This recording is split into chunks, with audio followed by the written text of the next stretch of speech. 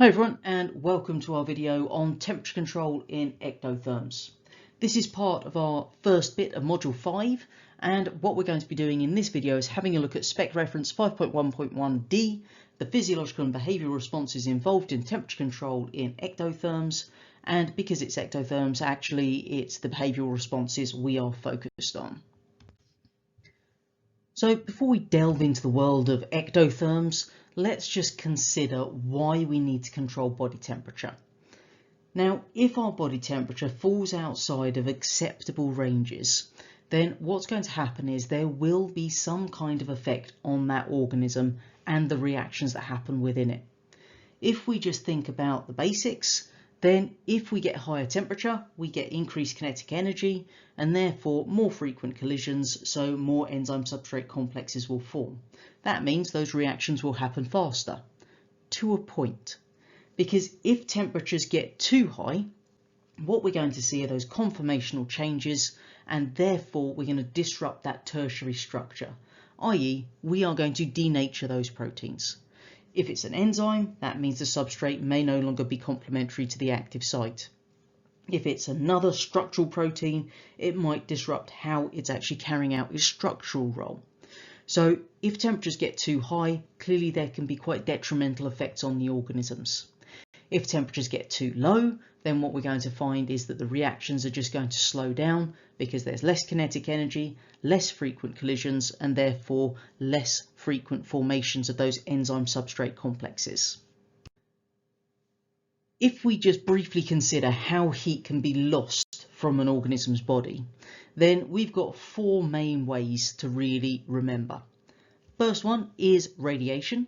And this is just where any hot object is going to transfer some of that energy to the surroundings as electromagnetic radiation. And this is actually the main method of heat loss from the body. Option 2, convection, and this is all to do with movement of warm air currents. Conduction is our third, which is the transfer of heat energy from a warm material to a cooler one. And then finally we've got evaporation, where we've got water evaporating from a surface like the skin, and that's going to lead to it cooling. Okay, ectotherms then. Let's start with a nice little definition of an ectotherm. When we think about the ectotherms, these are organisms that are not able to control their body temperature as effectively as the endotherms because they are relying on external sources of heat. So basically these ectotherms are the ones that are having to have their body temperature fluctuate with the external temperature. So they don't have those same internal controls that the endotherms do. They are relying on those external sources of heat to control body temperature. And because of that, what we see is they've got to use these behavioural modifications to actually control their body temperature within the acceptable ranges.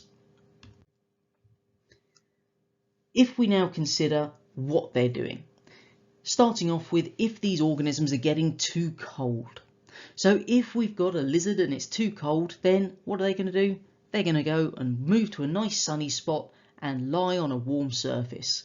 This is why if you're lucky enough to go on holiday to any of these lovely hot countries where they do have a range of lizards, then as you're getting up and wandering off to breakfast in the morning, you are going to see lizards galore just scattered around the paths of your resort, because the paths are typically made of material that warms up really quite well, and so they're going to come out, laze around on the paths, and you're going to be picking your way through iguanas to breakfast.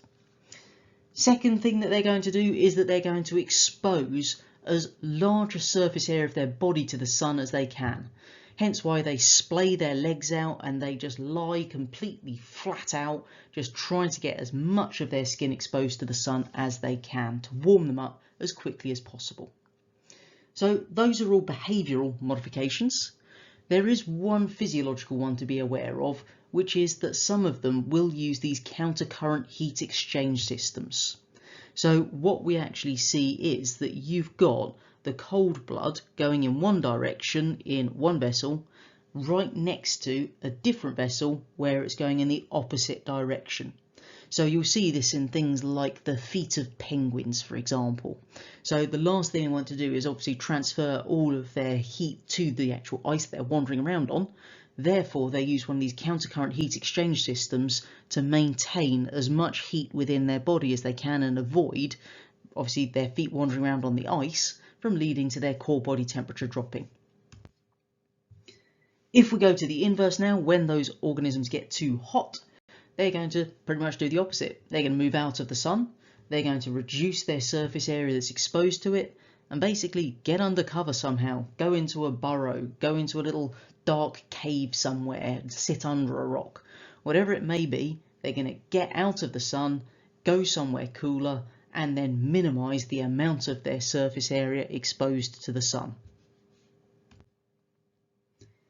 It is worth remembering that when it comes to the aquatic ectotherms, i.e. ectotherms that live in water, then they're not going to be facing the same level of issue in maintaining a stable body temperature as their terrestrial counterparts. And this is just down to good old water. Because hopefully from module 2 we remember that water has a high specific heat capacity, that tells us that it requires a substantial amount of energy to change in order to change the temperature of the water by a single degree, 4,200 joules, remember. So what we can see there is the water itself has a more stable temperature. And if we're relying on the external environment to control our body temperature, then aquatic ectotherms are not having those dramatic fluctuation that the terrestrial ectotherms will experience. The last thing to do as far as our ectotherms go is consider advantages and disadvantages of being an ectotherm. So advantages first of all. Because they're not having to utilise a range of internal mechanisms to control their body temperature, then they actually have much lower food demands because they're using less food in respiration, and so they don't need to find as much food. And that ties in with our third point there. They can actually survive for quite extended periods of time in some cases without any food intake at all. What it also means is that the energy that they're obtaining from the food that they eat is going to go predominantly into the growth of the organism because only a small proportion is actually needed for respiration in reality. If we now consider the disadvantages, then when they're colder, they're going to be less active because obviously all of their reactions are happening much slower. And because they're going to be slower when it's cold, that does mean they're at greater risk of predation at that point. So overnight, early morning, those animals are now at greater risk of being eaten by a predator because they just can't react as quickly. It does also mean that should food become available in that cold spell, then they're not able to take advantage of that because they're not able to obviously move quickly, etc., to be able to do their hunting and whatever you may have. And the last disadvantage we've got there is that they are actually quite restricted in where they can live. Their habitats are quite narrow in their range because if the temperatures are either too high or too low, then they're not going to be able to cope with those differences. And so as a result of that, they've got quite a narrow range of habitats. As always, I do hope you found this video useful. Don't forget to subscribe to the channel so you can see when the next video is uploaded. And of course, head on over to the website to pick up a range of other materials to help you in your A-level biology studies.